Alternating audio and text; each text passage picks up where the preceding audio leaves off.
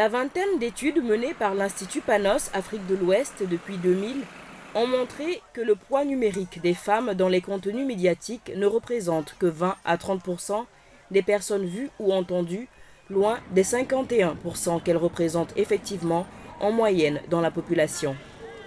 Et la plupart du temps, l'information sur les femmes est déséquilibrée.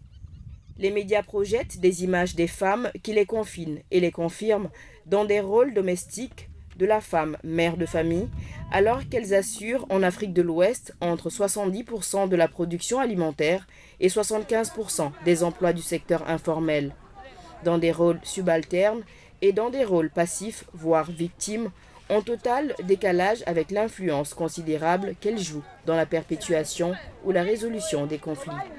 Moi, je veux noter que dans les élections législatives au Sénégal, alors que l'Assemblée, on a la parité, quand on fait des interviews, c'est les hommes qu'on interviewe et pas les femmes. Alors que c'est 50-50. Vous voyez,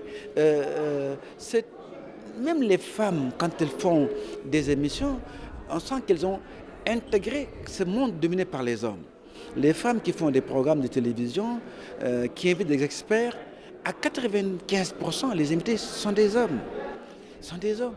Alors, un travail qui serait un travail d'une femme consciente des inégalités hommes-femmes aurait fait un répertoire des expertes et aurait orienté la rédaction vers cela, pour qu'il y ait au moins 50-50 à la limite.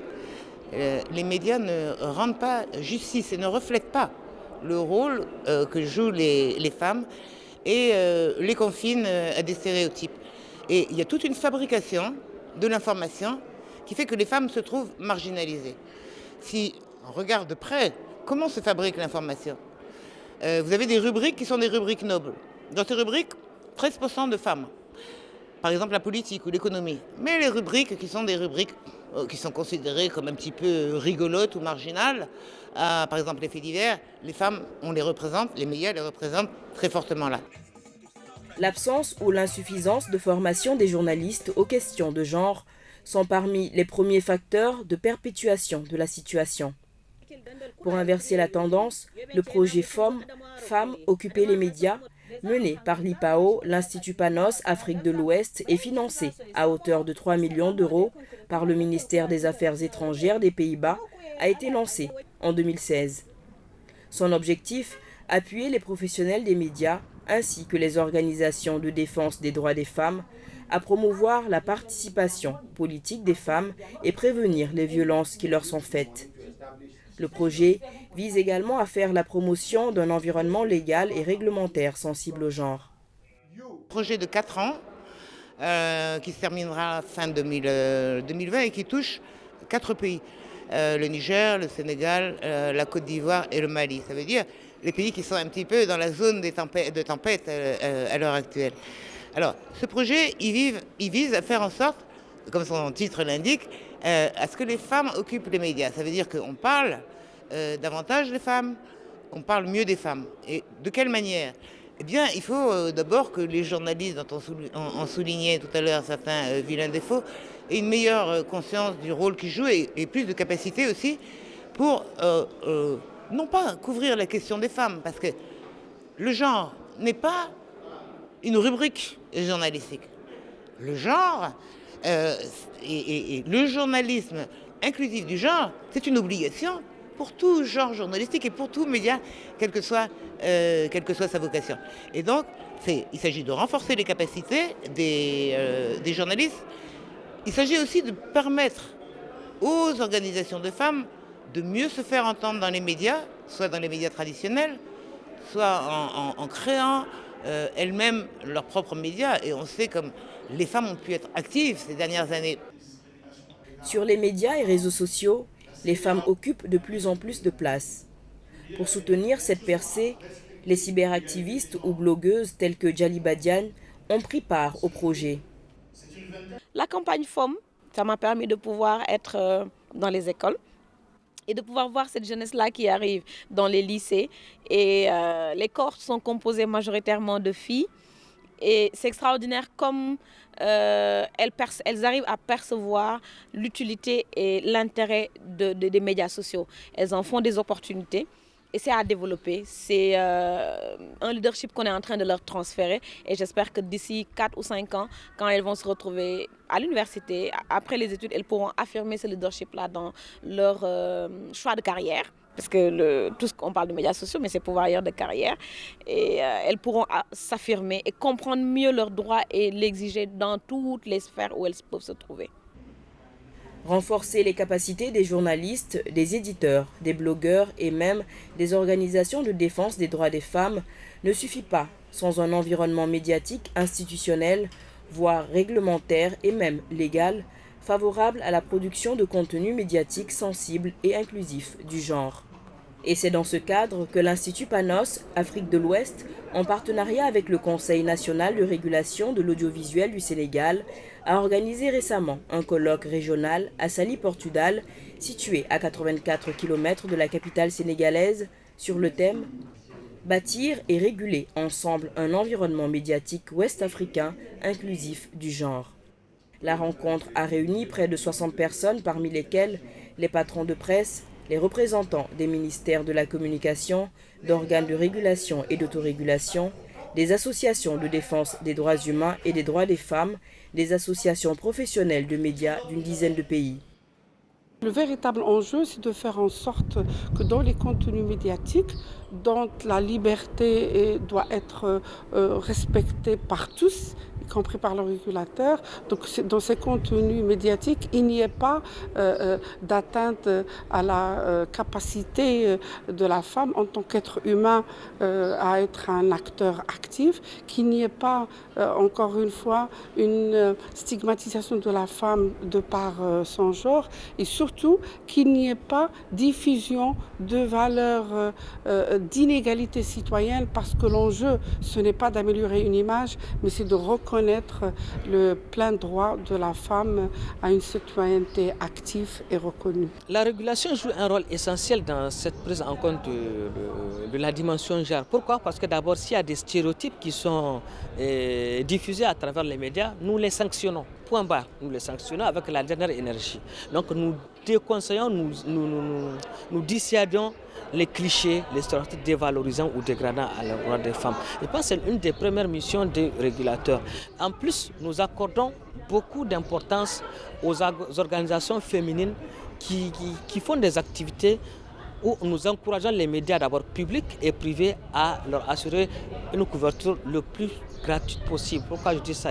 Permettons cette question, c'est pour qu'elles aient facilement accès aux médias, y compris aux émissions payantes. Donc on encourage les médias privés à être plus généreux envers les femmes et les organisations en valorisant leurs activités.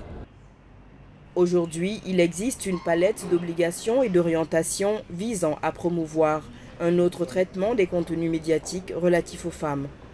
La déclaration de la plateforme de Beijing qui recommande aux États de mettre un terme à la diffusion d'images négatives et dégradantes des femmes, l'Union africaine qui prévoit de donner aux femmes une voix dans les médias africains et l'accès à la technologie pour le savoir, ou encore le chapitre 10 de l'acte additionnel de la CEDEAO relatif à l'égalité entre hommes et femmes.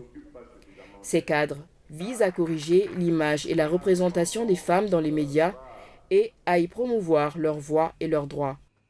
Ces dernières années, certaines institutions étatiques, mais plus souvent des institutions citoyennes du secteur médiatique ou de la société civile, ont pris des dispositions institutionnelles, expérimenté des politiques, des mécanismes ou des pratiques qui visent à construire un nouvel environnement médiatique sensible au genre. Quand vous prenez le secteur de la communication, d'abord, nous avons déjà la loi portant code de la presse et vous avez la convention collective des journalistes et techniciens qui aujourd'hui pour la première fois a consacré un titre entier, notamment le titre 3, sur tous les aspects liés spécifiquement au genre et à la femme. Non, il y a quand même pas mal d'activités maintenant. Le problème c'est qu'il faut arriver à convaincre les principaux responsables et des faîtières des médias et surtout des organes. Au niveau des faîtières, le Mali a adopté une charte par rapport à ça qui traite aussi bien des femmes qui sont dans les médias que des femmes présentées par les médias. Et donc le fait d'éviter les stéréotypes, d'aller chercher des femmes expertes, de promouvoir un certain nombre de valeurs comme je vous le dis, de droits humains, c'est quand même, ça se développe. Maintenant, c'est comme tout changement, ça ne va pas très vite. Mais bon, ça commence à rentrer dans les mœurs quand même que l'on parle de genre, ce qui n'était pas le cas il y a 10 ans.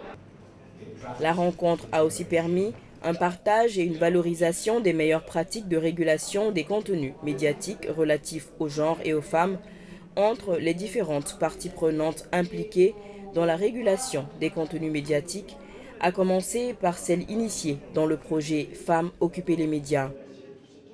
Pour construire un nouvel environnement médiatique sensible aux gens, les radios communautaires ont d'abord, au niveau de la Côte d'Ivoire, nous avons fait un constat à partir d'une grille d'analyse de nos différents programmes. Nous avons pu constater que la question du genre n'était pas véritablement prise en charge par nos radios. Donc avec l'Institut Panos, nous avons mis en place un outil qui nous permet d'abord de mettre en place des observateurs genre. Dans 12 radios, nous avons former des observateurs genre à partir des critères bien précis qui procèdent à l'analyse des contenus, qui procèdent disons à tout ce que les radios produisent. Donc on leur donne des directives pour sensibiliser non seulement les journalistes des radios à travailler sur la question du genre, mais pour sensibiliser aussi les promoteurs. Et après quelques mois, nous constatons effectivement que dans les différentes grilles des programmes des radios qui ont été conventionnés sur le projet, il y a une nette amélioration, une évolution sur le traitement de la question du genre. La question du genre a été prise au sérieux par, en tout cas, le CSC que je préside depuis pratiquement 2 ans bientôt. Le premier axe fort, c'est d'abord la composition du CSC.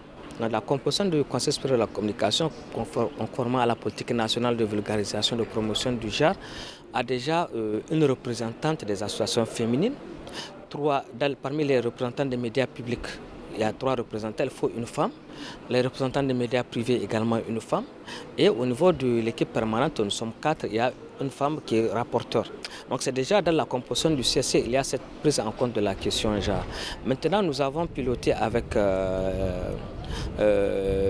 APAC Niger et IPAO Niger le projet Femmes occuper les médias.